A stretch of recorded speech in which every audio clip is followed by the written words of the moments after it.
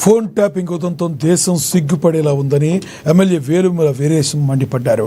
కేటీఆర్ ఒక విషపు పురుగులా మారి రేవంత్ రెడ్డి ప్రభుత్వాన్ని బద్నాం చేసేందుకు కుట్రలు పన్నుతున్నారని విమర్శించారు. ట్యాపింగ్కు పాల్పడి నీచమైన పనులు చేసిన కేటీఆర్ ఇప్పుడు ఏమీ తెలియనట్లు బుకాయించడం ఎంతో హాస్యాస్పదమంటున్న ఎమ్మెల్యే వేముల వీరేశంతో మా ప్రతినిధి హరీష్ ఫేస్ టు ఫేస్.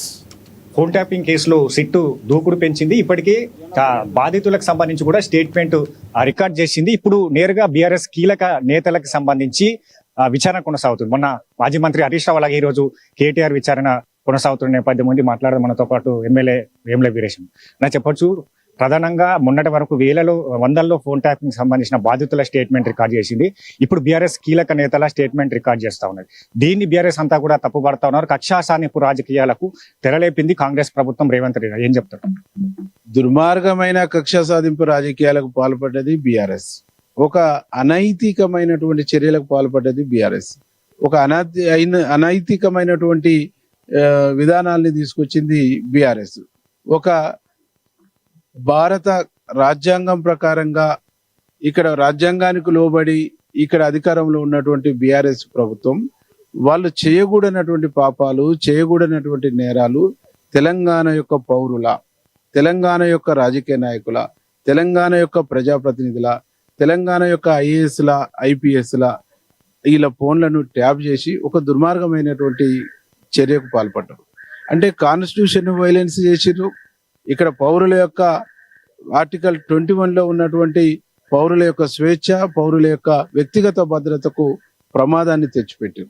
కాబట్టి దీంట్లో వ్యక్తిగత పౌరుల యొక్క స్వేచ్ఛను, పౌరుల యొక్క వ్యక్తిగత భద్రతను ప్రమాదం చేసినా, లేకుంటే ఆటంకపరిచినా, లేకుంటే అలా సంబంధించిన సమాచారాన్ని దొంగిలించినా, లేకుంటే సాటింగ్గా విన్నా, ఇది 2000 సంవత్సరంలో ఇన్ఫర్మేషన్ టెక్నికల్ యాక్ట్ ప్రకారంగా వాళ్ళు తీవ్రమైనటువంటి నేరంగా పరిగణిస్తారు అని చెప్పేసి చట్టం చెప్తాం. ఆ చట్టం ప్రకారం వీళ్ళు నేరస్తులు, ఆ చట్టం ప్రకారం వీళ్ళు ద్రోహులు. వీళ్ళు నేరం చేయకుంటే, వీళ్ళు ద్రోహులు కాకుంటే, ఆ నేరంలో వీళ్ళ పాత్ర లేకుంటే వీళ్ళు ఎందుకు కోర్టు మెట్లు ఎక్కుతారు? ఈరోజు సిట్టు ముందుకు పోయి వాళ్ళు సమాధానం ఇవ్వచ్చు కదా. గతంలో హైకోర్టుకు పోయిరు, సుప్రీంకోర్టుకు పోయిరు, సిట్టు విచారణకు మేము రాము, మమ్మల్ని పిలవద్దు అని చెప్పేసి రకరకాల ప్రయత్నాలు చేశారు. మీరు నేరం చేయకుంటే అక్రమ మార్గాన్ని ఎందుకు ఎంచుకుంటారు? సక్రమంగానే పోయి మీరు సమాధానం ఇస్తారు కదా. కాబట్టి నేరస్తులు బీఆర్ఎస్ సంబంధించినటువంటి అధినేత కేటీఆర్, కేసీఆర్ అందరూ కూడా దీంట్లో భాగస్వాములే. మీరు ఒకవైపు ఫోన్ ట్యాపింగ్ చేసింది గత ప్రభుత్వం అని చెప్తున్నారు. అక్కడ బీఆర్ఎస్ నేతలకు సంబంధించి కూడా ఉగ్రవాద కదలికలకు సంబంధించిన ఫోన్ ట్యాపింగ్ కొంతవరకు జరిగింది. ఎవరి ఫోన్ ట్యాపింగ్ జరగలేదు. కావాల్సుకునే 2 ఏళ్ల నుంచి తనను మానసిక క్షోభకు గురి చేస్తుంది కాంగ్రెస్ ప్రభుత్వం. తన పైన అసల్టేషన్, హీరోయిన్లతో తిరిగారంటూ కూడా తప్పుడుగా కేసులు బనాయిస్తున్నారు. విచారణ పేరుతో ఇబ్బందులకు గురి చేస్తున్నారు. కాసేపటి క్రితమే చెప్పండి, ఏం చెప్తున్నారు?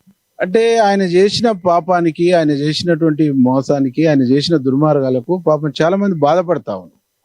వాళ్ళు బాధపడేటువంటి పద్ధతుల్లో నేరం చేసింది తను, నేర ప్రవృత్తిని ఎంచుకుంది తను, నేర ప్రవృత్తిలో భాగమైంది తను, నేరాలకు నిలయమైంది తను, నేరాలకు మూలమైంది తను. వాళ్ళు బాధపడుతారు. వాళ్ళ బాధకు సంబంధించినటువంటి తనే బాధ్యుడు, తనే నేరస్తుడు. కాబట్టి ఇవాళ సానుభూతి కోసము, సానుభూతి పవనాల కోసము, సానుభూతి పొందడం కోసము రకరకాల ట్రిక్స్ ప్లే చేయడం అనేది కేటీఆర్కి కొత్త కాదు. నువ్వు నీ సొంత చెల్లెలు భర్త ఫోన్నే నువ్వు ట్యాప్ చేసినావు, అది మేము చెప్తలేం, మీ చెల్లెలే చెప్తుంది. అంటే నువ్వు నేరం మీ చెల్లెలు చెప్తున్న దానికి ఆన్సర్ ఇవ్వు. మీ బావ ఫోన్ ఎందుకు ట్యాప్ చేయవలసి వచ్చింది? మీ మేనబావ ఫోన్ ఎందుకు ట్యాప్ చేయవలసి వచ్చింది? మీ మేనబావ సంబంధించినటువంటి వ్యక్తిగత సహాయకుల ఫోన్ ఎందుకు ట్యాప్ చేయవలసి వచ్చింది? ట్యాప్ చేసిను అనేటువంటిది నీ కుటుంబ సభ్యులే చెప్తున్నప్పుడు, సమాజంలో ఉన్న మాలాంటి వాళ్ళము, నేను కూడా ఫోన్ ట్యాపింగ్ బాధితున్నే, నా ఫోన్ కూడా ట్యాప్ చేశారు, నా ఫోన్ ట్యాప్ చేశారు, నాకు సన్నిహితంగా ఉన్నటువంటి నా స్నేహితుల ఫోన్ కూడా ట్యాప్ చేశారు, వాళ్ళను కూడా విచారణకు పిలిచారు. కాబట్టి ఇలా వాళ్ళు వీళ్ళు అనేటువంటిది కాదు, వాళ్ళకు సంబంధించినటువంటి అడుగులకు మడుగులొత్తని, వాళ్ళ చెప్పు చేతుల్లో లేని వాళ్ళను క్వశ్చన్ చేస్తూ, వాళ్ళ ప్రశ్నిస్తూ వాళ్ళ తప్పుల్ని ఎత్తి చూపుతారని భావించిన ప్రతి ఒక్కరి ఫోన్ని ట్యాప్ చేసి వాళ్ళని నయాన భయాన గుప్పిట్లో పెట్టుకోవాలనేటువంటి దానికోసం చేసినటువంటి ఒక దుర్మార్గమైనటువంటి చర్య. ఈ దుర్మార్గమైనటువంటి చర్యను తెలంగాణ సమాజం ఎట్టి పరిస్థితుల్లో ఉపేక్షించదు.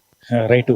10 ఏళ్లలో ఏదైతే ముఖ్యమంత్రి కావాలనే ఆకాంక్షతో మాజీ మంత్రి కేటీఆర్ ఈ ఫోన్ ట్యాపింగ్ సంబంధించి కూడా తెరలేపారు. ఇప్పుడు సెంటిమెంట్ రైజ్ చేస్తా ఉన్నారు. ఒకవైపు ఫోన్ ట్యాపింగ్ లో తన స్థూర్తదారులు పాత్రదారులంతా కూడా బయటపడతారు కాబట్టి ఇప్పుడు జనాల్లో దీన్ని అటెన్షన్ డైవర్షన్ చేస్తా ఉన్నాడు సెంటిమెంట్ పేరుతో అని కూడా చెప్తున్నారు. ఖచ్చితంగా చట్టపరంగా ఈ ఫోన్ ట్యాపింగ్ కేసులో ఎవరున్నా కూడా దోషులకు శిక్ష పడుతున్నట్టుగా కూడా ఎమ్మెల్యే వేముల వీరేశం చెప్తున్నారు. 100% మనసుతో కలిసి హరీష్, ANN న్యూస్, హైదరాబాద్.